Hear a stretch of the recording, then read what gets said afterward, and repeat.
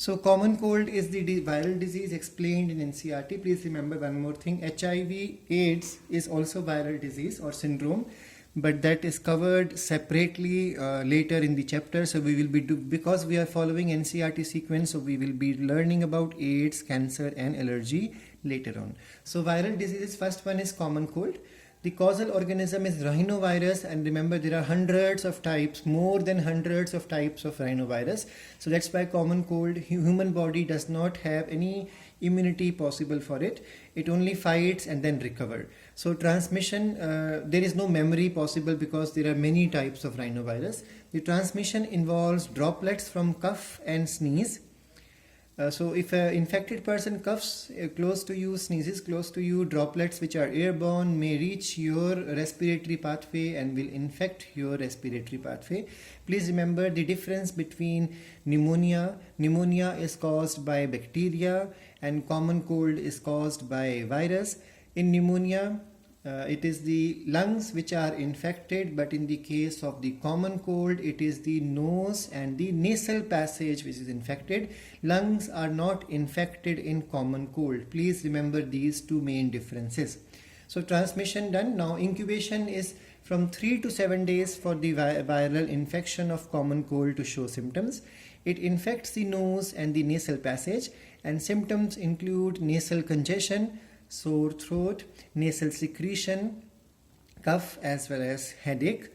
The next one, which is just named in NCERT, is dengue and chikungunya. So dengue fever, which is also called as the breakbone fever, is caused by flavivirus group. So please remember there is a group of virus called as arbovirus, and in arbovirus there is a virus which is called as flavivirus. So flavivirus, that's why it is also called as DENV, so dengue virus.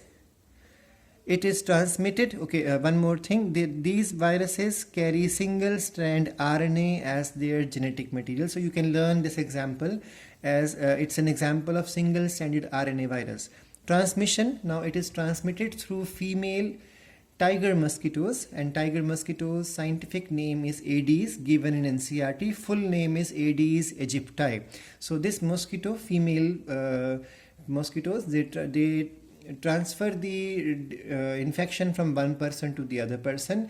And please remember, we all know dengue fever and chikungunya fever are carried by the tiger mosquitoes, and these female tiger mosquitoes are more active during the daytime and the evening time, that means dawn and dusk. That's why these are the time between daytime.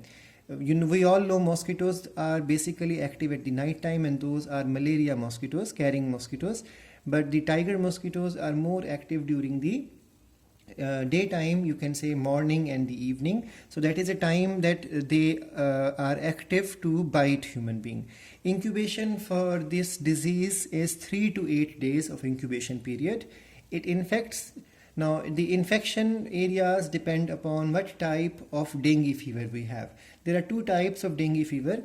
One is classical and the other is hemorrhagic. So hemorrhagia means bleeding will occur. So a classical dengue symptoms include headache, muscular pain, joint pain, loss of appetite, high fever, as well as rashes. That means red dots would be visible.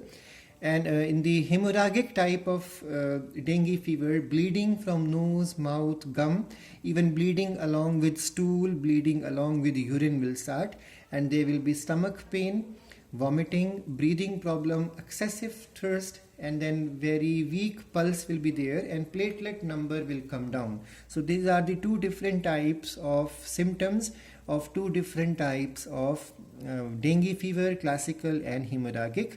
Diagnosis of this disease is done with the help of tourniquet test, and treatment is that basically take rest, take very nice but nutritive but liquid diet, and have PCM, paracetamol. There is no vaccine so far developed for dengue fever, and it is always good to avoid aspirin and dispirin when somebody suffers with dengue fever, which is also called as break-bone fever, because joints and bones will pain a lot. Now, just to learn few more example, measles is caused by rubella virus, because these things are oftenly asked in the MCQs paper. So measles is caused by rubella virus. Its incubation period is 10 to 23 days. Yellow fever is caused by flavivirus. Remember, flavo word is used for yellow. And it is carried by again female tiger mosquitoes, Aedes mosquitoes, and 3 to 4 days is the day timing for the incubation period. SARS, we all know, the severe acute respiratory syndrome is caused by coronavirus, and incubation period is 2 to 7 days. Now chikungunya. Chikungunya is also called as bend up fever. And in chikungunya, the causal organism is alpha virus, which is also written as CH for chikungunya, for K for CH, and K, and then virus. Transmission occurs again with the help of tiger female mosquitoes, which are active during the morning time and evening time, Aedes aegypti mosquitoes. Incubation period is 3 to 6 days for chikungunya, and symptoms include arthritis of joints, rashes on the limbs, trunk, conjunctivitis of the conjunctiva of eye, photophobia, that means scaredness for the bright light, and treatment include chloroquine, phosphate, and paracetamol, as well as aspirin. AIDS will come in detail in the later of this chapter. Next is rabies, caused by rabies virus or rhabdovirus. It is transmitted by the bite of a mad dog or rabid dog. Incubation period may last from 10 days to 1 year, and symptoms include hydrophobia, headache, excessive salivation, inability to swallow, damage to the brain and spinal cord. And 28th September is known as the World Rabies Day, and Lakshadweep of our country is a non-rabies zone of our country.